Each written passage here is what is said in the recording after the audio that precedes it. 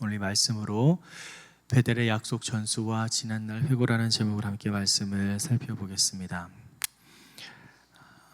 어제 말씀에 이어서 이제 계속해서 요셉과 또 야곱의 이야기들이 이어지고 있습니다. 이집트로 온 야곱의 가족들, 그리고 이제 잘 정착하게 되어서 이집트에서 생활하고 있는 그들에게 하나님께서는 요셉과 야곱의 만남을 통해서 다시 한번 그 언약의 내용들을 이어가게 하시고 그 말씀을 주십니다. 오늘 본문은 크게 두 단락으로 나눌 수 있는데요. 첫 번째 단락은 1절에서 7절까지의 말씀이고요. 1절에서 7절까지의 말씀에서 하나님의 약속을 전수하는 모습을 보여줍니다.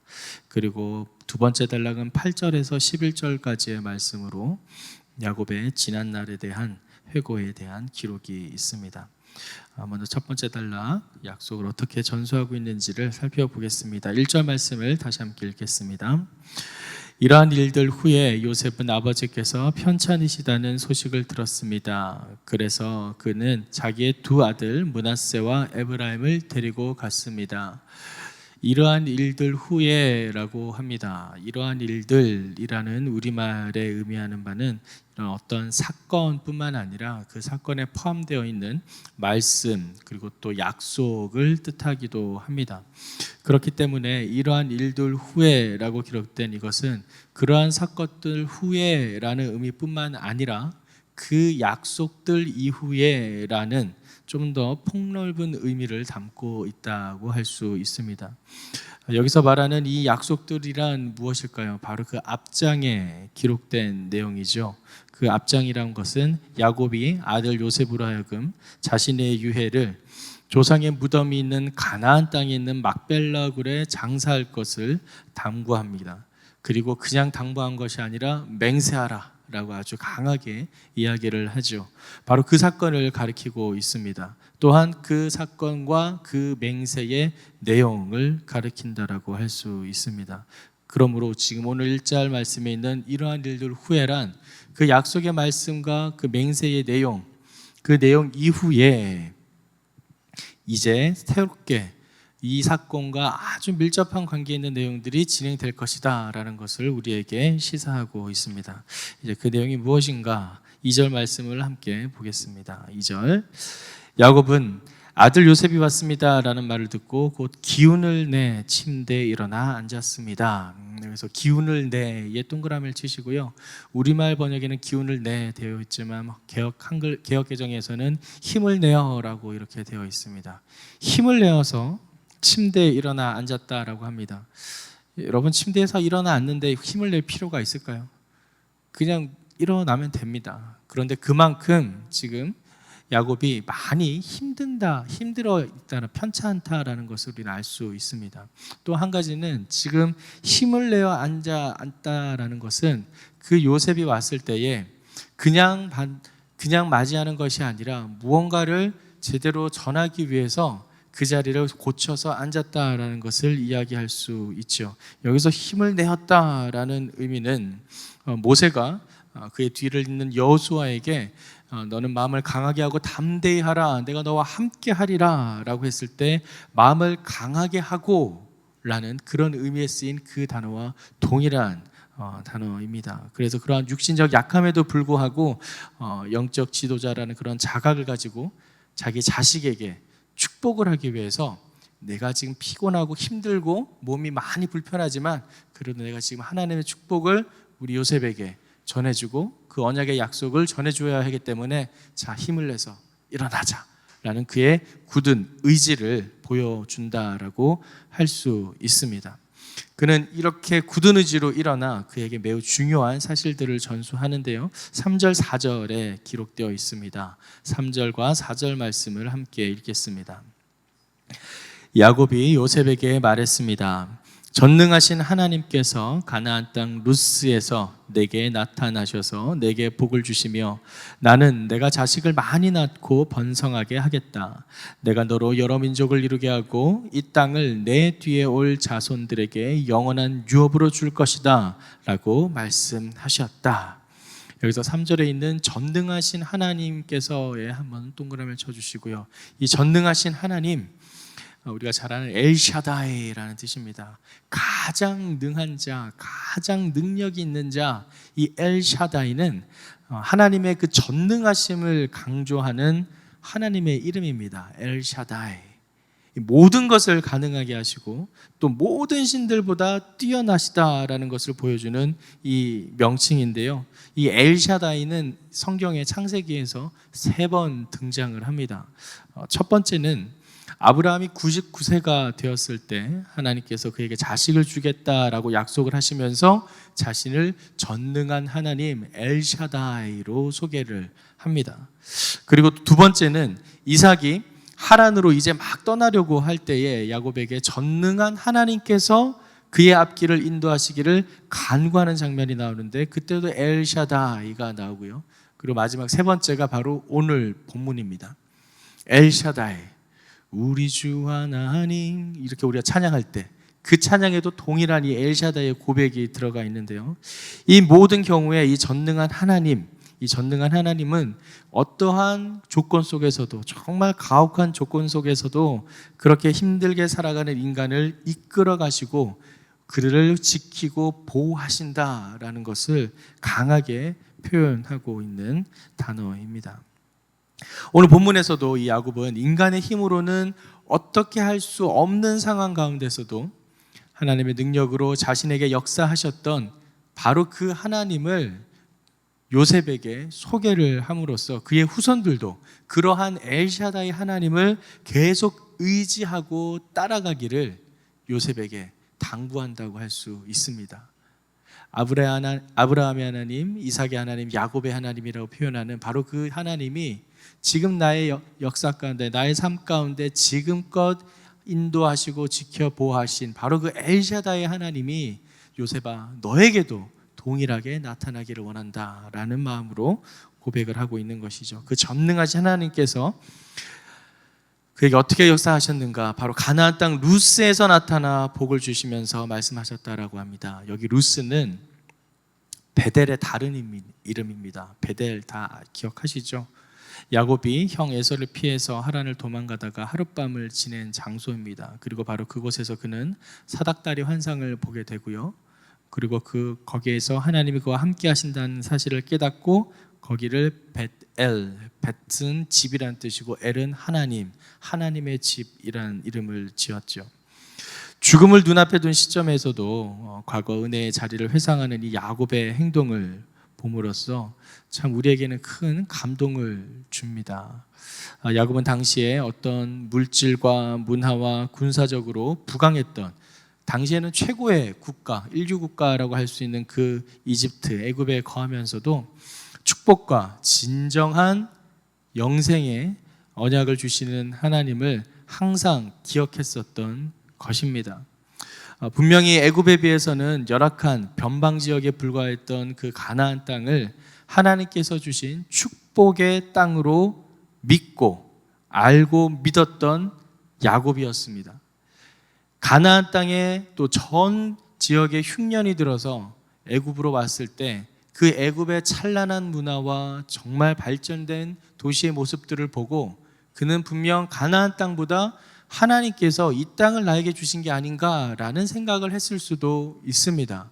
요셉을 통해서 이 애굽 땅으로 오게 하신 것도 하나님의 인도하심이기에 이 애굽 땅 참 좋은데 이곳에 머물고 싶구나라는 생각이 들 법도 합니다. 하지만 우리가 어제 말씀에서 본 것처럼 그는 요셉에게 맹세하라라고 강하게 이야기할 만큼 내가 진정으로 거할 것은 이 화려한 도시 애굽이 아니라 하나님께서 약속하신 가나안 땅. 그렇기 때문에 우리는 그 가나안 땅으로 다시 돌아갈 것이다 라는 것을 강하게 맹세로 요셉에게 당부를 했었던 것이죠.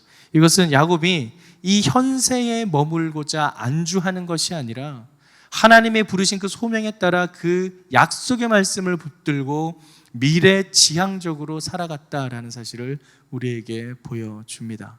사랑하는 성도 여러분, 여러분의 꿈과 소망은 어디에 있습니까? 이 땅 가운데서 성공과 그 물질의 번영을 누리기 위해서 살아가십니까? 아니면 진정 하나님께서 우리 각 개인에게 주신 그 소명을 붙잡고 약속의 말씀을 따라 하늘의 것을 바라보며 살아가고 계신가요? 우리의 소명이 이 땅이 아닌 오직 하늘에 있어야 될 줄 믿습니다. 이 땅의 가치관이 아닌 하나님의 말씀 가운데 우리의 비전이 확인되어야 될 줄 믿습니다. 바로 지금 야곱은 요셉에게 그 엘샤다이 전능하신 하나님께서 자신에게 역사했던 그 과거를 알려주면서 요셉 너도 그 하나님을 붙잡고 살아가기를 당부하고 있습니다. 4절 말씀에서 그렇게 자신이 받았던 약속을 그대로 전해줍니다. 이 땅을 내 뒤에 올 자손들에게 영원한 유업으로 줄 것이다. 애굽 땅이 아니라 바로 그 가나안 땅, 요셉아 우리에게는 약속의 땅이 있다라는 것을 다시 한번 강조하고 있습니다. 그렇게 강조한 야곱의 말에 이어서 이제 요셉에게 또 이러한 축복도 하죠. 5절과 6절 말씀 함께 읽겠습니다. 5절과 6절입니다. 내가 이곳 내게로 오기 전에 이집트에서 내게 태어난 이 두 아들은 이제 내 아들과 같다. 에브라임과 므낫세는 루벤과 시므온처럼 내 아들이 될 것이다. 그들 다음에 내게 난 자식들이 내 아들이 될 것이다. 유업에 있어서 에브라임과 므낫세는 자기 형들의 이름 아래에 나란히 포함될 것이다. 놀라운 일들이 일어납니다. 지금 요셉은 자기 아들을 데리고 와서 자신이 받았던 축복을 또 우리 두 아들도 받기를 원하는 그 마음으로 데려왔을 터인데, 지금 야곱은 요셉이 미처 생각지도 못한 놀라운 축복으로 지금 요셉에게 이야기를 합니다. 바로 네가 이곳에 태어나기 전에 이 두 아들은 어떻다? 바로 내 아들과 같다.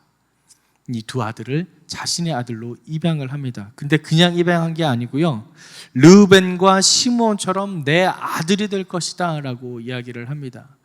이 내 아들이 된 것은 결국 아버지의 그 유산을 받을 수 있는 자격이 있다라는 것이 되는데요, 이렇게 생각했을 때 당시 근동지방에서의 전통, 그 관습에 따라서 장자에게는 특별한 권한이 있었습니다. 바로 아버지의 유산을 다른 아들들에 비해서 2배를 더 받게 되는 관습인데, 그렇게 생각했을 때 지금 므낫세와 에브라임과 므낫세가 야곱의 두 아들로 인정되었다라는 것은 요셉이 아버지의 유산을 2배로 받게 된다라는 것을 인정하는 것과 마찬가지입니다. 요셉은 자신의 두 아들로 말미암아 아버지의 축복을 2배나 받게 되어 결국 지금 야곱이 이렇게 에브라임과 므낫세를 자신의 아들로 입양한다라는 의미는 요셉을 실질적인 장자로 인정하는 것을 의미합니다. 르우벤이 장자였습니다. 하지만 그는 아버지의 침상을 더럽히는 죄로 말미암아 그 장자의 권한을 박탈당하게 되죠. 또한 시므온도 타인을 침략하는 전쟁을 일으킴으로 말미암아 또 그 권한을 이어받지 못하게 됩니다. 지금 이 장자의 권한이 요셉에게 이어가는 것을 지금 야곱의 축복을 통해 우리는 확인할 수 있습니다. 실질적인 장자는 요셉이 되었습니다. 그리고 에브라임과 므낫세는 그 형들이라고 표현을 하죠. 6절에 보면 자기 형들의 이름 아래에 나란히 포함될 것이다. 다른 10명의 그 형제들이 이제 에브라임과 므낫세의 형들이 됩니다. 자신의 친아들처럼 이렇게 포함되게 된다라는 사실입니다. 그런데 더욱 놀라운 것은 지금 우리는 이스라엘 민족이 어떤 특정한 혈육으로만 구성되지 않았다는 것을 오늘 이 본문을 통해 확인을 할 수 있습니다. 여러분 잘 아시는 것처럼 우리가 지금 계속해서 아브라함과 이삭과 야곱의 그들의 결혼하는 그 과정을 다 보아왔잖아요. 가장 핵심적인 것이 무엇이었나요? 다른 혈통과 섞이지 않는 것이었습니다. 같은 집안에서 그 혈육이 섞이지 아니하고 이방의 피와 섞이지 않고 오직 그들의 혈통으로만 계속해서 자손을 이어갔습니다. 그런데 지금 요셉은 어떤가요? 요셉이 낳은 에브라임과 므낫세는 이방인, 애굽 땅에 있는 이방 여인을 통해서 태어난 자녀입니다. 그런데 지금 어떻게 되죠? 전혀 혈통이 정상적으로 유지되지 않은 그 요셉의 두 자녀가 오직 하나님의 유업의 혈통으로만 이어져야 될 그 계보에 포함된다라는 사실입니다. 즉 이방인의 혈통이 지금 요셉의 두 아들을 통해 하나님의 그 놀라운 유업을 이어받는 가문 안으로 들어오게 되었다라는 사실입니다. 즉 애굽의 피가 섞인 요셉의 아들들도 이제 이스라엘의 당당한 하나의 지파로 세움을 받게 되었다라는 것이죠. 이것은 결국 하나님께서는 이스라엘 민족이 거룩한 백성이기 때문에 하나님이 선택한 것이 아니라 하나님이 선택하셨기 때문에 그들이 거룩하게 되었다라는 것을 우리에게 보여줍니다. 그들의 선민사상은 그들이 거룩해서가 아니라 하나님이 그들을 선택했기 때문에 거룩해졌다라는 것이죠. 하지만 지금 그들의 선민사상은 완전히 왜곡되었죠. 그들만이 거룩하다라고 생각하는 착각에 빠져 있습니다. 사랑하는 성도 여러분, 우리가 은혜를 누리고 우리가 하나님의 백성이 된 것은 우리의 노력과 우리의 공로나 행위가 아닌 하나님의 전적인 선택으로 말미암았음을 우리는 고백해야 될 줄 믿습니다. 우리가 이 자리에 있는 것, 우리가 예배를 드리는 것, 우리가 하나님을 찬양하고 주님 앞에 믿음을 고백하는 것 모두가 하나님의 전적인 선택이 있었다라는 사실입니다. 내가 걸음을 옮기고 내가 선택하고 내가 믿음으로 고백한 것 같지만 그렇게 하도록 나의 마음을 움직이고 나의 마음을 추동하신 분은 바로 여호와 하나님, 엘샤다이 하나님이라는 사실입니다. 사랑하는 성도 여러분, 바로 그 하나님 앞에 우리의 삶을 온전히 드리시기를 간절히 소망합니다. 내가 선택한 것이 아닙니다. 하나님의 선택이 있었습니다. 바로 이미 하나님께서는 이러한 그들의 족보를 통해서도 그들의 가문을 통해서도 이방인을 향한 구원에 대한 하나님의 예정을 우리에게 이미 보여주고 계신다라고 할 수 있습니다. 바로 이렇게 하나님의 놀라운 역사가, 그 은혜의 역사가 우리의 가문을 통해 흘러가고 있다라는 것을 이야기하는 와중에 그가 빼놓을 수 없는 자신의 사랑하는 아내에 대한 이야기를 합니다. 그것이 바로 7절 말씀인데요. 7절 말씀을 함께 읽겠습니다. 내가 밧단에서 돌아올 때 라헬이 가나안 땅 에브라스를 얼마 남겨두지 않은 곳에서 세상을 떠났다. 그래서 내가 에브라스로 가는 길목에 그녀를 묻어 주었다. 에브라스는 베들레헴입니다. 어떻게 보면 자신의 아내를 이야기하는 것이 갑작스러운 어떤 생뚱맞은 일처럼 느껴질 수 있습니다. 하지만 지금 요셉은 자기 어머니에 대한 이야기를 처음 듣습니다. 성경에 공식적으로 기록된 내용 중에서 요셉이 자기 어머니를, 아버지를 통해 듣는 이야기는 지금이 처음입니다. 물론 성경에 기록되지 않는 내용을 통해서 또 많은 이야기를 들었을 수도 있습니다. 하지만 성경에서는 지금 야곱이 요셉에게 자신의 어머니에 대한 정확한 정보를 지금 이 자리에서 처음 밝히고 있습니다. 그것이 무엇인가? 바로 너희 어머니의 시신이 가나안 땅 거기에 묻혀 있다 라는 것을 이야기를 합니다. 왜 지금 이것을 이야기할까요? 요셉에게도 알려주고 싶은 겁니다. 요셉아, 네가 있어야 될 곳은 여기 애굽이 아니다. 너 또한 내가 받았던 약속처럼, 내 아버지가 받았던 약속처럼, 아브라함이 받았던 그 약속처럼 이 땅을 떠나 하나님께서 우리에게 유업으로 주신 가나안 땅, 바로 그곳으로 가야 한다. 바로 거기에 네 친모, 네 어머니도 묻혀 있단다 라는 것을 전해주고 있습니다. 자신의 어머니의 소식을 들은 이 요셉의 심정이 어땠을까요? 그토록 보고 싶었던 어머니, 어린 나이에 갑작스럽게 헤어져서 얼굴도 보지 못하고 비명 행사했던 그 어머니의 모습, 그 어머니의 모습을 지금 야곱을 통해 들음으로 그는 다시 한번 내가 진정 가야 할 곳은 그곳이구나 라는 다짐을 했으리라 생각됩니다.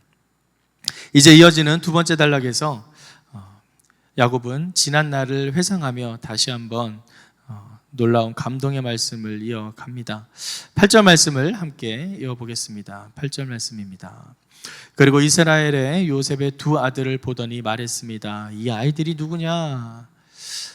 이 8절 말씀을 보면 어떻게 보면 좀 생뚱맞을 수도 있습니다. 왜 이 아이들이 누구냐? 지금 분명히 요셉이 자기 두 아들 에브라임과 므낫세를 데리고 온 것을 알고 있고, 또한 바로 앞절에서 지금 야곱이 에브라임과 므낫세를 자신의 아들로 영입하면서 지금 두 아들의 존재에 대해서는 이미 그 자리에 있다는 것을 명확하게 알고 있었습니다. 그런데 지금 갑자기 이 아이들이 누구냐라고 물어봅니다.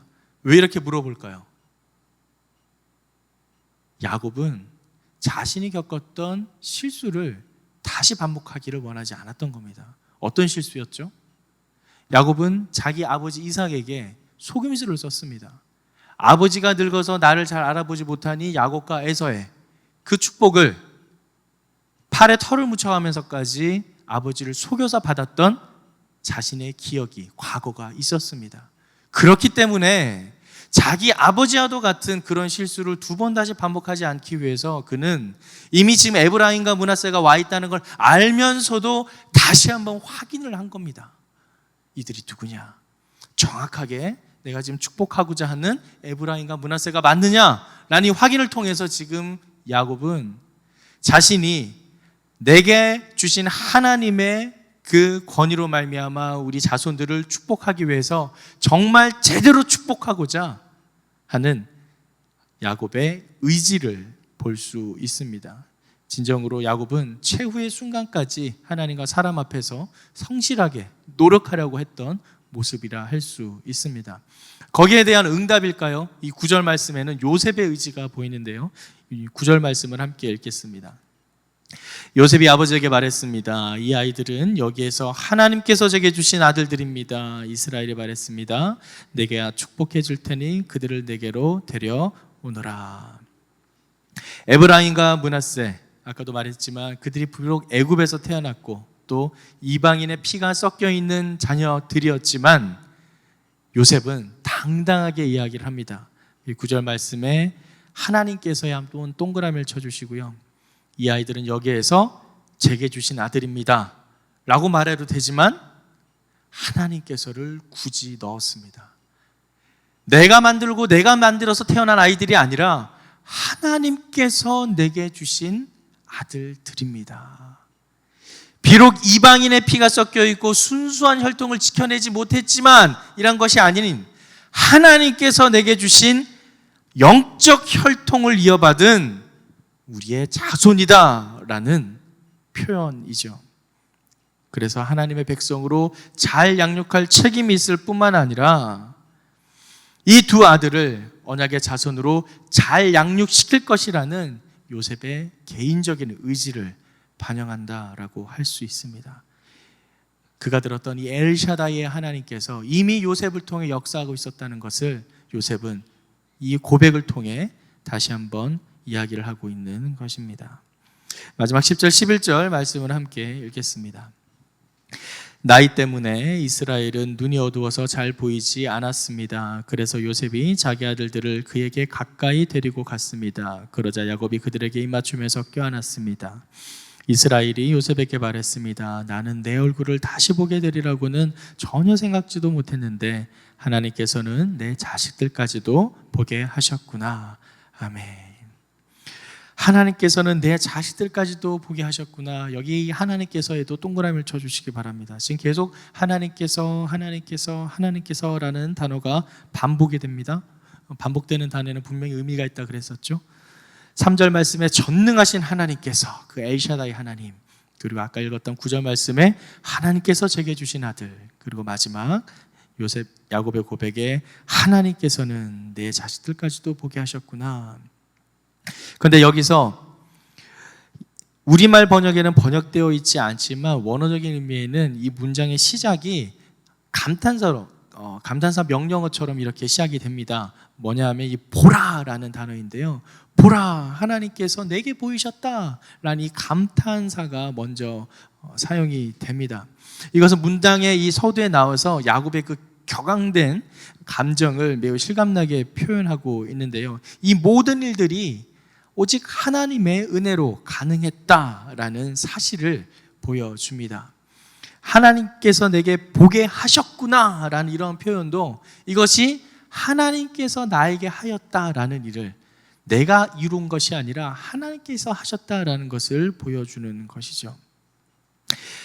야곱이 요셉 아들들에게 축복을 하고 또한 이 모든 것이 하나님께서 하셨다라는 고백을 통해서 야곱은 스스로 아무 일도 하지 않았지만 진정한 역사의 주관자이시며 자비가 풍성하신 하나님께서 당신의 그 사랑하는 종에게 생각지도 못했던 은혜를 강권적으로 베푸셨다라는 것을 겸손하게 표현하고 있습니다.